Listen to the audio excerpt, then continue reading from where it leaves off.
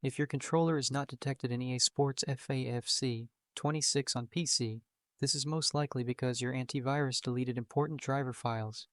In this video, I'll show you the fastest and easiest way to fix it by temporarily disabling your antivirus, reinstalling SCPServer, and getting your controller working again step by step. First, make sure EA Sports FC 26 is completely closed.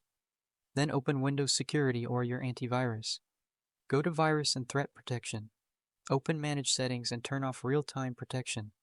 This step is important because antivirus software automatically removes SCPServer files, which causes the controller not to be detected.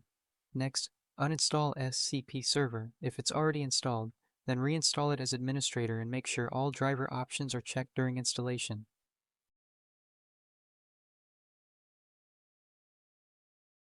Once the installation is complete, restart your PC. After rebooting, open SCPServer and plug in your controller.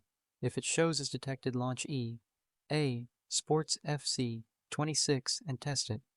After everything works, turn your antivirus back on and add SCPServer to exclusion so the issue doesn't happen again. That's it. Simple and effective. If this helped you, like the video, subscribe for more EA Sports FC 26 PC fixes, and leave a comment if you need help.